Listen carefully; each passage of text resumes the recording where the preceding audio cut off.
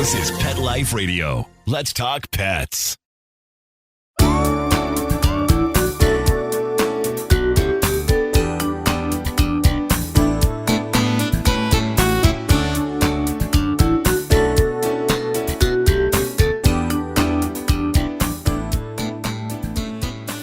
Hi, welcome to Rappaport to the Rescue. I'm Jill Rappaport, and we hope you are all safe and happy and well, getting ready for 4th of July weekend. Oh, wow, this is definitely going to be a different 4th of July than we've ever had in our lives, obviously, because of what we're going through with the pandemic. But I want to make sure that you understand that this is a very special time for your pets in terms of safety. You really have to be very careful with the fireworks coming up. I can't urge people enough to really take precaution. Those of us who have had pets for a while, we know all about this, but there's been so many wonderful new adoptions, people taking animals into their home as fosters. And with the pending fireworks, there are very frightening things that can happen to your animals because you don't know them that long. You haven't been with them that long. You don't know their fears.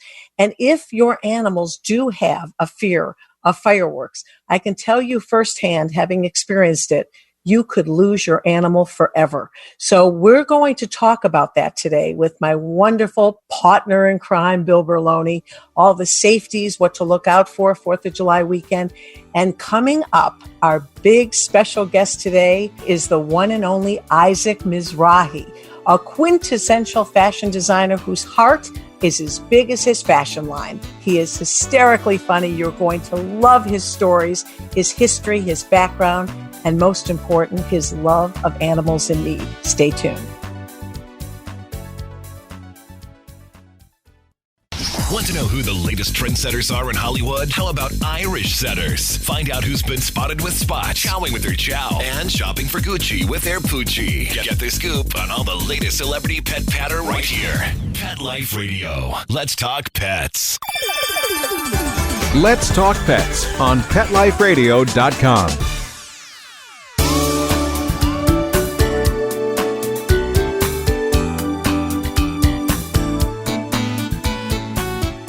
Welcome back to Rappaport to the Rescue. I'm Jill Rappaport, and my guest today really needs no introduction.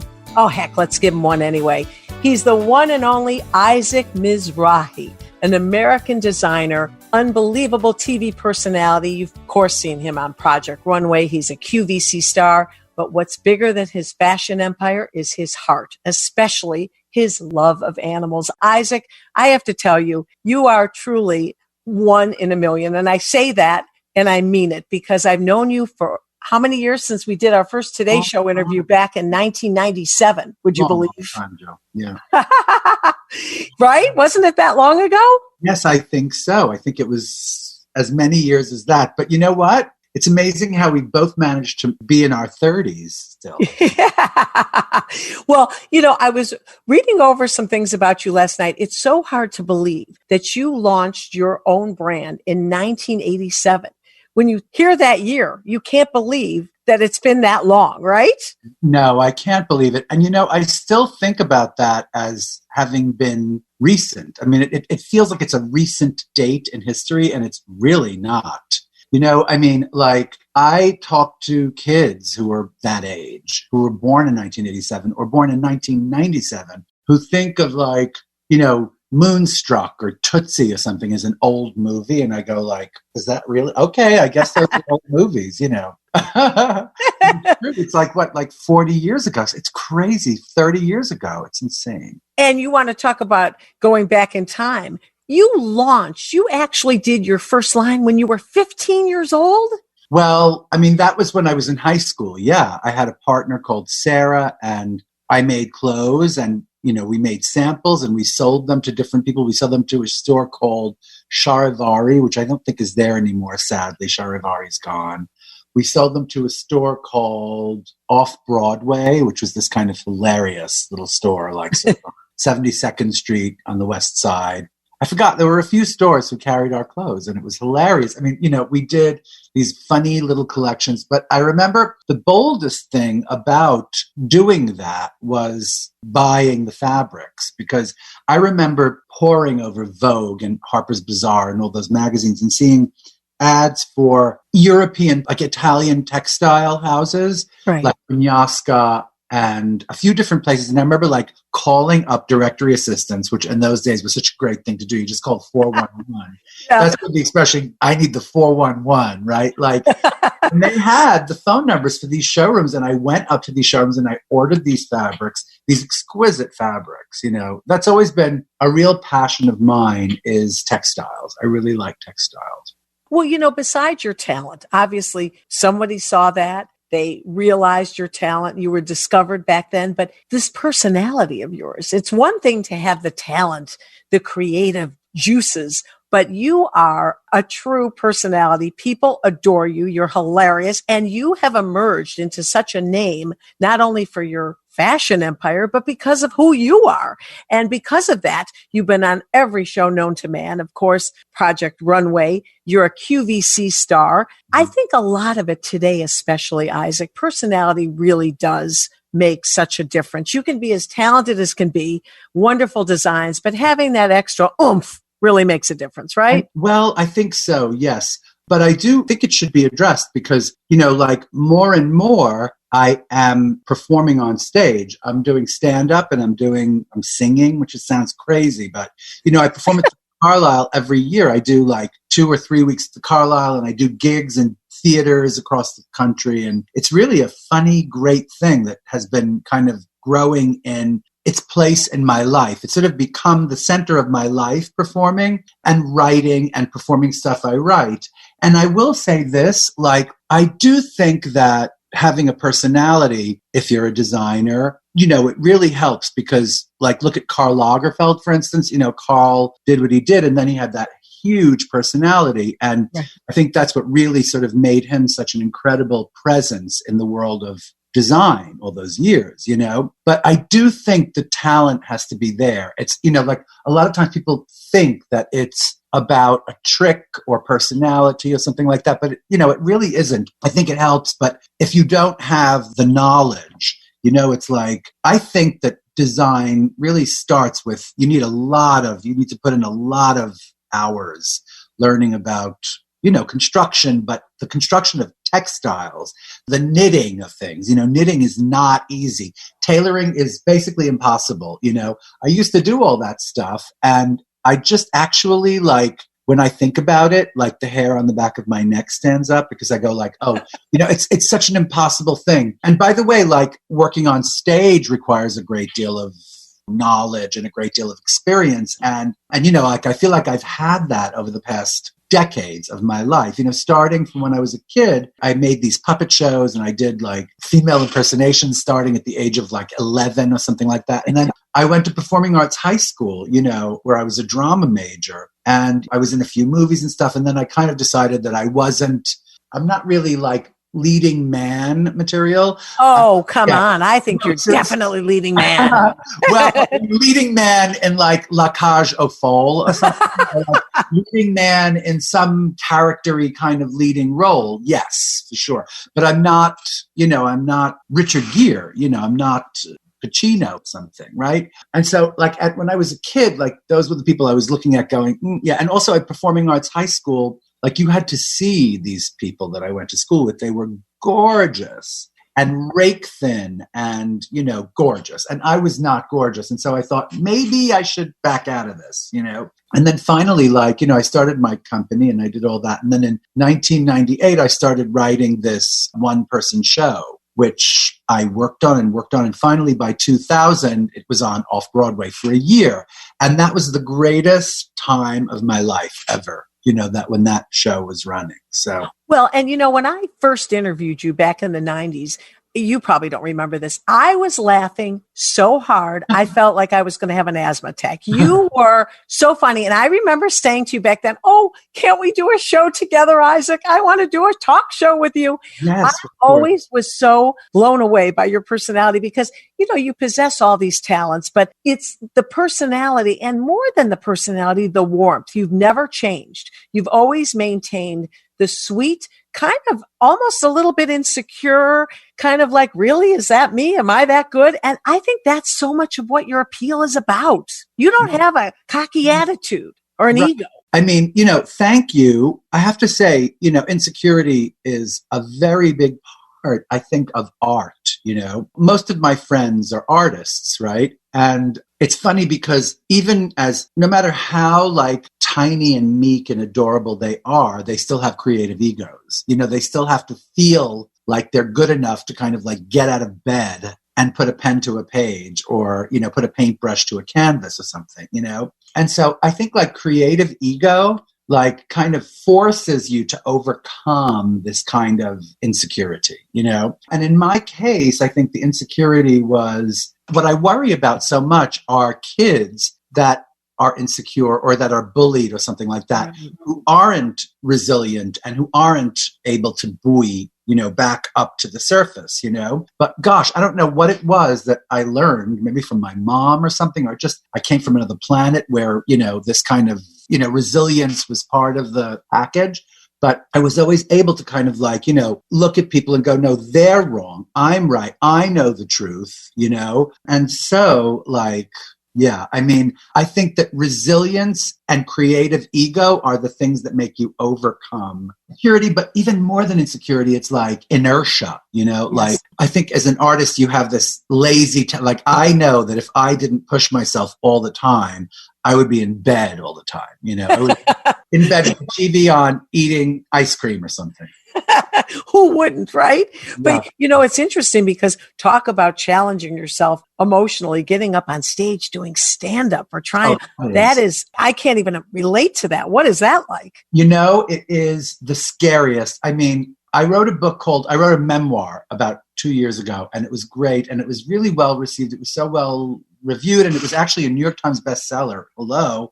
That was the best thing in the world. But it was really about my life as a kid and how I was sort of in the wrong, like the wrong kind of environment, and how I kind of made it to performing arts high school. And that really opened my eyes. And then sort of, going into design and doing that. And then at the end of the book, the last chapter is a description of what it's like for me when I work at the Carlyle, right? Because that's really the prototypical room for me. I work in a lot of rooms, but that's the great room, And like, it's a really detailed description of the kind of just almost like a near-death experience before. I mean, you have to get, because I have to say, like, you're standing in front of these people and, they're there to love you, but no matter how much you kind of like, no matter how much that, you're still kind of facing a firing squad. And then, yes. By the way, one thing I know is that entering on stage is the most important moment. If you don't enter, they're not going to save you, right? You have to look at them and just be like relaxed and, and so the thing is, it's like in a lot of cases, you're faking it till you make it. It's like the minute you walk out there, you go, oh, they do love me, so, and you're able to proceed. But seconds before, and as you're walking out, your tendency is to like start convulsing and hyperventilating. Right, hyperventilating. And it's a matter of like breathing. And there are teachers, I remember in acting school, teachers would give you these long exercises to calm down, these long procedures, which are, it doesn't matter. You can do that. And then seconds before you walk out, you go like, what the hell? Oh my God. And you know what? For our listeners around the country, around the world, the Carlyle is one of the most exclusive. It's considered the creme de la creme for a performer to be asked to be performing there. It's really quite special. And even though it's smaller and intimate, it's as terrifying as Madison Square Garden because you have these people like one level below you, but it's so intimate, but you feel every sound, you hear every breath. It's terrifying. It's terrifying. Also, it's such a tiny room, but every single position in that room is filled with somebody in New York City or in the entertainment business or in a business or something. And it's a really expensive venue. It's like you pay a lot of money to go to the Carlyle. So, the entertainment has to meet the level, One thing you do have going for you is that pretty much everybody has had a drink at that point. That's they're a little tipsy. Just a little wee bit tipsy. Yeah. As a matter of fact, I used to have this thing about not drinking before I went on, I didn't for years and years and years. And by the way, if I were working on Broadway or if I were working as an actor, there's no way you can drink and do that. But this particular idea of showing up and being there in a room for an audience. And by the way, I'm not a big drinker, but I now do imbibe just a tiny bit, because I noticed my band, every one of them has like a major scotch and water or like a big vodka tonic before they go out. And so I thought, I'm going to have a little rosé spritzer. And listen to that. Who's that? One of my 6 dogs. Yes, I have many dogs in the background, and they just heard a little sound. They got excited. It's Isaac. It's your fan club, Isaac. They're barking for you. There's a bass, kind of a beautiful dog sound. That's Scout. Yes, he's got the deep. Yes. He's got that beautiful deep voice. Oh, yeah. Go ahead. So what were you saying? Well, I was just saying that, I will have like a rosé spritzer. Oh. Scout, Isaac's talking. I think Scout is saying that it's cocktail hour somewhere. I think that's what he's saying in dog. I didn't realize, I had heard you were a singer. I didn't realize that you actually got up at the Carlisle and sang. I would be remiss not to ask for just a little bit of anything you can. I know you haven't had a drink, but is there anything you want to belt out? Give us a little. I'm not warmed up, and I don't have an accompanist. I have a policy that I don't like to sing without an accompanist, but I can direct you to my Instagram page, which is I am Isaac Mizrahi, where we have a few really beautiful things that we've done, in quarantine with the band, where everyone plays their own part and then someone mixes it. And they're really good. I mean, there's few, like 3 or 4 songs that we've done, and we're doing another one this week, I think. And so I'm so amazed. Well, so you're obviously a great singer. Who would you compare yourself to? Are you a Sinatra type? No. Who would you compare yourself to? I have to say, like, I can carry a tune, but I think more than that, I feel like more than a singer, I like to think of myself as a musician, and I'm not Sinatra. I'm not Christina Aguilera. I mean, I'm not like this person who can really belt it out. I'm not Ariana Grande. Sadly, I'm not Ariana Grande. I love her. But you see what I mean? And I'm also not, Elaine Stritch, who was a great raconteuse. You know what I mean? Like, I am more of a raconteur than I am like a major, major singer. But I can sing. I mean, I urge you to go to my Instagram page. I mean, I'm doing it. And all our listeners are going to do it.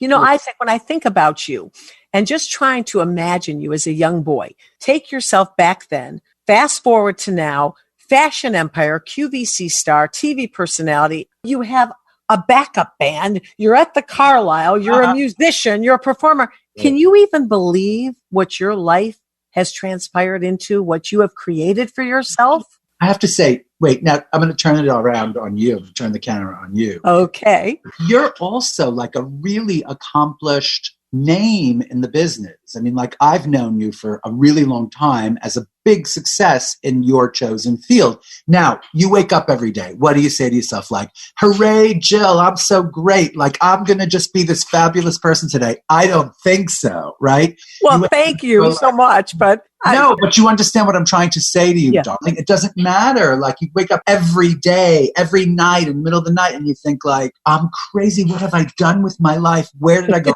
wrong? I did everything wrong, I mean that. That's not a joke. I mean that.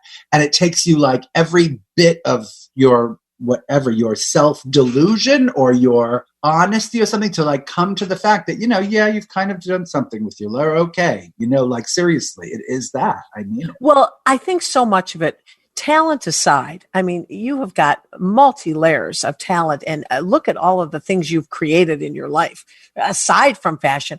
But the one thing that has always struck me, and I said this in the beginning of the show, is your heart. And what some people, anyone close to you knows this about you, but some people may not know, is your love of animals, the devotion and your commitment to animals. First of all, I loved you before, but when I learned that about you, we were definitely kindred souls forever.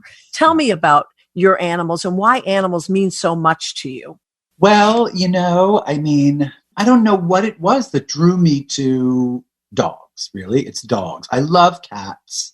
I love mice. I love horses. I mean, I like animals, but dogs really, there are very few dogs I don't like. Like, I like some children. I like some people. I like, some people, but I love most dogs. It's hilarious. It doesn't matter what they look like or the size or something. I just love them. And I don't know. I mean, I can't attribute that to anything. I can only, attribute it to like the fact that it's a natural affinity, right? And I've always wanted a dog. When we were little, we had a big apricot poodle, a big sort of standard poodle named Pom Pom. And he was evil. He hated kids. He didn't like kids. And he was very mean to us. And eventually he had to be taken out of the house, which was really sad. But he actually found a really good home. And they proved that to me because I was hysterical. Even though I didn't like Pom Pom, I was hysterical because I thought, where is this boy? But he went to this really he went to live on a farm, which was really, I mean it. Like, that sounds like a joke, but it was true. Anyway, growing up, I always wanted a dog. And finally, when I did that show off Broadway, in 2000, right? It was coming to an end. It was ending. And by 2001, I was looking at this abyss, it had been playing for a year. And I was looking at this crazy chasm in my life, thinking what am I going to fill? Every waking moment of my life was working on that show. And then I thought, I've always wanted a dog. And I have this wonderful friend called Kitty Hawks. Do you know Kitty by some chance? Yes. Yeah. Well, anyway, so Kitty was like, yeah, we're going to take you. So she took me around to all these shelters and we spent a minute looking at dogs. It came close in a couple of cases. It never happened. And it was because it just didn't feel right. And she kept saying, nope, that's not it. That's not it. Nope, nope, nope, nope. And she was such a great help, And then one day she called and said, you got to get to this cocktail for this shelter tonight. And it was right before Christmas in 2000, right? And she said, get there because every cute dog in the world is going to be at this cocktail and you'll have a great selection. So I went and she didn't show me it. She said, I have your dog. Just wait right here. And she came out with Harry, this guy, Harry. And I was like, hey, Kitty, you're right. That's my dog. I don't know what tells me that's my. And we literally the next day I went back to the shelter and picked him up and we walked back home from 46th Street to 12th Street. And we were just we were instantly the best buddies you could possibly. I got him in 2000. He's deceased now since 2016, but he lived 16 really good years. And in 2016, that summer, because we were so bereft, in the meantime, we had gotten this other dog called Dean, who's asleep at my feet, who's by now, I'd say 14 years old or 15 years old. And anyway, at that point in 2016, my husband found this picture of a dog on Pet Finder, I guess, who was from Puerto Rico. She was a Sato dog. And we actually he was and I was like, yep, get her. I mean, if we could get her, that would be incredible. And she came over and she's been the centerpiece of the happiness in this house. I mean, she's such a doll. Her name is Kitty. Speaking of Kitty Hawks, she's named after Kitty Hawks. Also, her name was Kita when she came to me, Kita. And I didn't understand that name and I didn't like it. And I was like, excuse me? No, Kitty is her name. Right. But Kitty. What's amazing? You talk about this dog that you had, that was a little mean when you were a child. Back then, I don't think people really understood about adoption, about shelters. No. And yet you have made it your mission now, not only to go to rescue and adoption and shelters. You are so involved with the ASPCA. You received one of the most prestigious awards from them this last year. And you obviously from ARF, I was at that dinner where you were honored at the Animal Rescue Fund in the Hamptons. People have recognized your work and your heart and soul for animals in need, which is so wonderful what you're doing, Isaac. I wish I could do more is what I can say. I feel like those awards are, meant for somebody else because, I mean, I give a little money. I don't give as much money as, I wish I could give more money, because I feel like money is such a good thing, right? To get facilities, to get people to help, etc. And I don't walk dogs. I mean, I wish I tried, occasionally I try to go to ARF and help and walk a dog. But, I don't know why I got an award. I really don't know why. I think, I speak about them. I try to do as many appearances or interviews, but I would do so much more if I could. And I plan to make that kind of a feature, of my life in the future. And I'm not exactly sure when that's going to be. I'll know more when this whole crazy quarantine thing is kind of final. Well, and let's talk about that. I mean, obviously, thank goodness for your husband, but tell me about the comfort that your rescue pets have given you during this quarantine. Darling, are you kidding? My husband, he's been sheltering more in New York City than he has been in Bridgehampton. I'm in Bridgehampton literally since the middle of March. I've been in the city for maybe 3 days or something like that, just to do things and come right back. Whereas he is living in our apartment on 12th Street mostly, and he comes here occasionally to check in and say, hey, I'm your husband. I love you. Like, nice to see you. Is that because you're trying to preserve the marriage? Honestly, I think it's because he's trying to preserve. At the beginning, I was like, we were together for the first like 3 or 4 weeks of the quarantine, like 4 months. And he was like, no, I can't do this anymore. I have to go back. And I was like, you're great. What? As he was walking out the door, And then I got into it and I was like, well, this is the greatest thing in the world because he's sheltering there. I'm sheltering here. I have the dogs with me and I cannot tell you. And by the way, they haven't been to the city since March. And I wonder what that's going to be like. I think Kitty loves being walked on a leash, which is an hilarious thing, I don't think Dean minds anymore. I think Dean really likes being here, but he doesn't really get much out of being here anymore. He used to love to run after squirrels and stuff, but he's so old now. I don't think he likes the car drive back and forth as much, but I think he'd be okay. And I think Kitty might like it in this city because she loves being walked on a leash. Okay, but you know what's so funny? Obviously, we're hearing all these things with couples in quarantine. I think you've got it down, Isaac. You've got the right situation going here for maintaining a perfect relationship. I have to tell you, I think it's Arnold Germer, my husband. I think he knew something. I was like, if we're not together, how could we not be together at this point? I mean, but we were together for the first month and then he came back and forth and now he's there and I'm not exactly sure when he's going to come here and it's fine, It's fine with you. But haven't your pets given you great solace and comfort? Is there anything better than being with them? Let's be honest. No.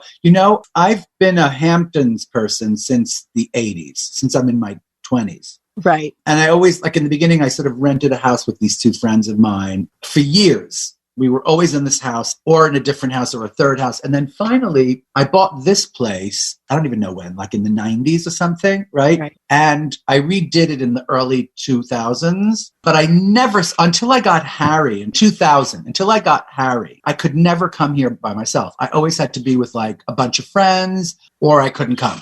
I mean, I could never stay out here by myself. Never. Maybe one night a year I would stay here by myself, But after I got Harry, I was here a lot. And I actually was pulled to Bridgehampton because of him. He preferred it here. He liked it so much better here. And Kitty and Dean really prefer it here, And so I feel like not only are they responsible for, and also, by the way, here's another incentive for people to give in to their, sort of love for dogs. When I got Harry, right, in 2000, around Christmas, and on June 21st, 2001, so that's like maybe 6 months later, right? I was walking Harry and I met Arnold. I met my husband while I was walking Harry. You see that?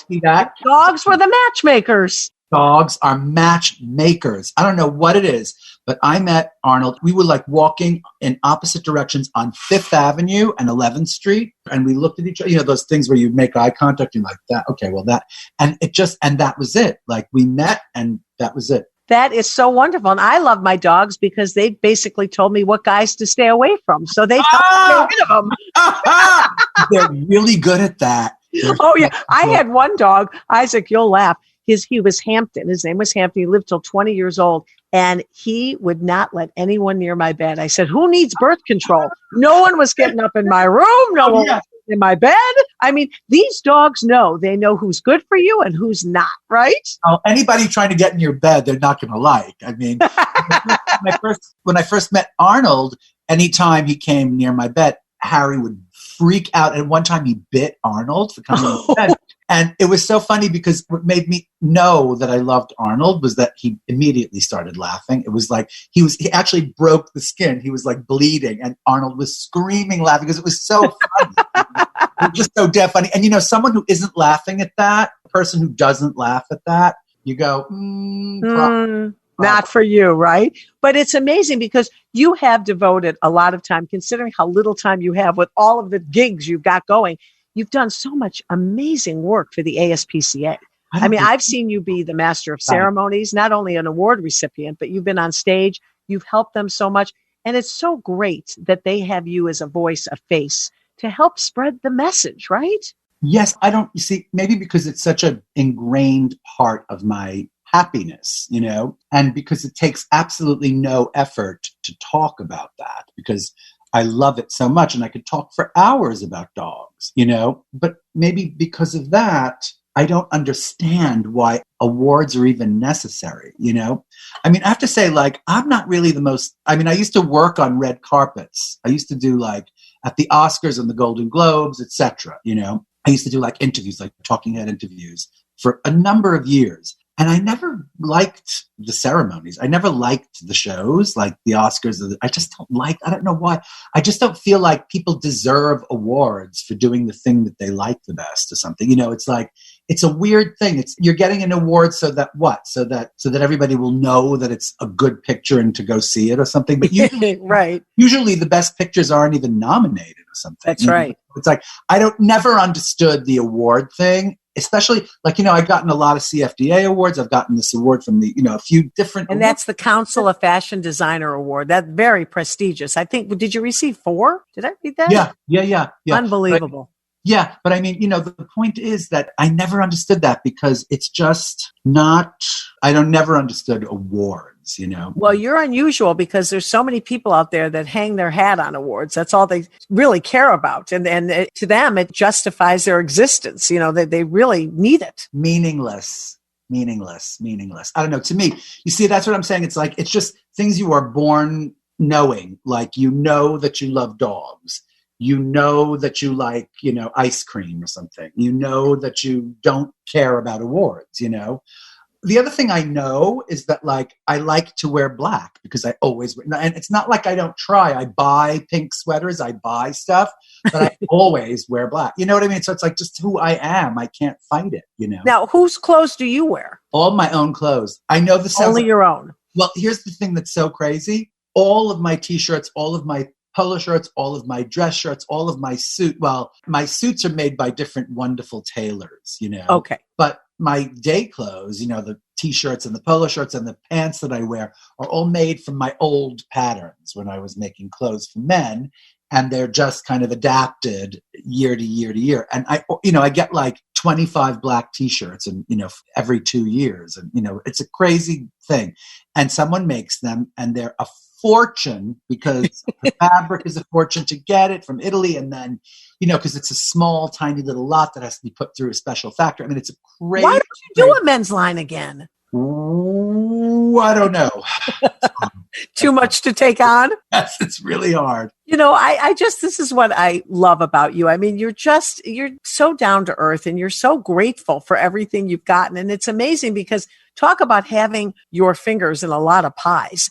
You're doing a million things right now. Is there anything else that you would like to tackle that you wish you dreamt of doing that you said, I'm going to do it soon? I got to tell you something.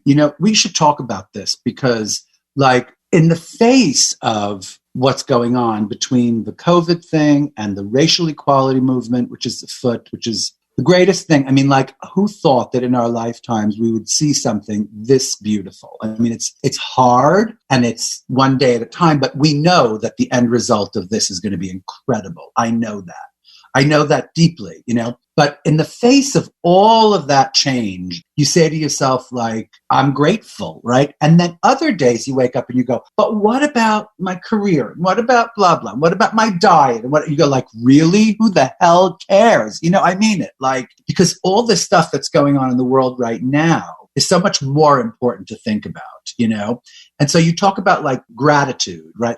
Gratitude, darling. That's a very, very big word right now. A very big word, such a big word. And that's really what you want to be all about right now at this time in your life. Yeah. You have to fight the instincts to care if your career is stalled or something, or if you're 5 pounds overweight or 10 pounds overweight. It doesn't matter. It's I'm embarrassed to feel those things right now, Well, I have to tell you, Isaac, you never disappoint. I really adore you.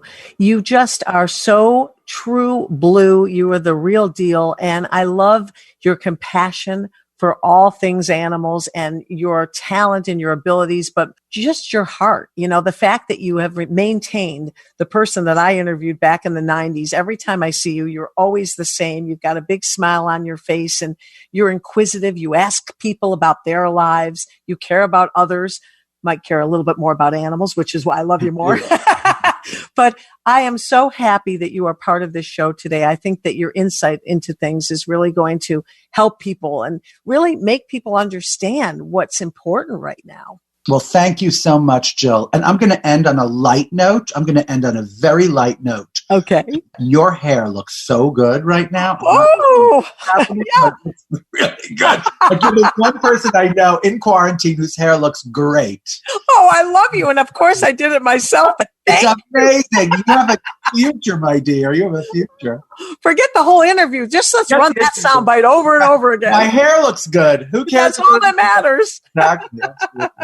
Well, thank you again, Isaac. I adore you. And I'm right up the road in Watermill. So maybe I have my horses, my dogs, my farm. Maybe you'll come over 6 feet away with a mask and we can give each other a virtual hug from across the sand ring. Okay?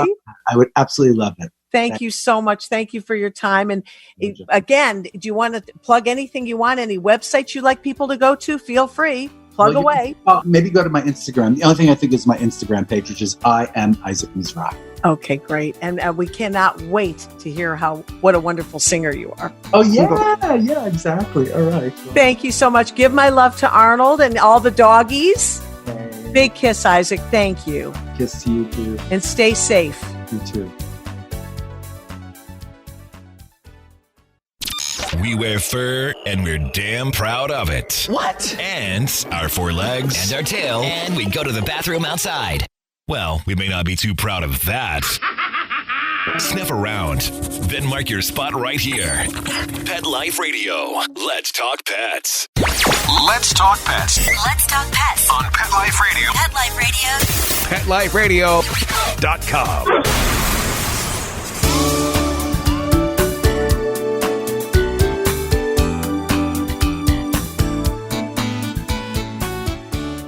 Welcome back to Rappaport to the Rescue. I'm Jill Rappaport. Now, our regular favorite segment in the show, I like to call it the Jill Bill Thrill.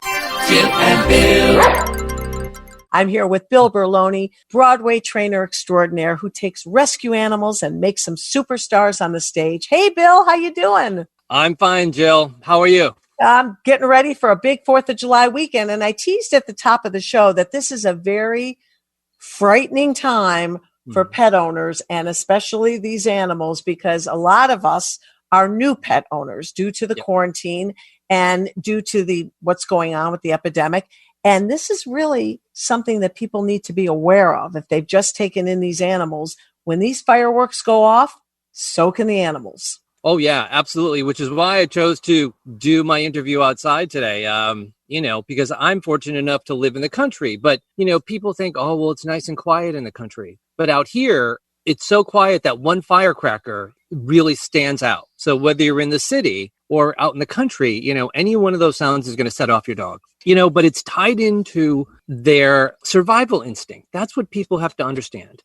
Animals are smart. When there's a thunderstorm coming, they get out of the way. What do humans do? We go stand outside and look at it. We follow tornadoes, but animals sense danger coming, and it's their instinct to protect themselves. Right? So they're so much smarter. So dogs who are usually afraid of fireworks are also afraid of thunder. And for them, it's like PTSD. It's a trauma, because they really feel like the world is coming to an end and they don't know how to deal with it. They're trapped in a house or they can't get away. There's no place to hide. Whereas in the wild, they would go find a nice quiet cave to hang out in. So our dogs who have those symptoms, we really have to care for as if it's a medical condition. All right. Well, a lot of us might not know, especially if you're a new adopter or a new fosterer, you might not know if your animal has that issue until these fireworks start to go off for this big holiday weekend.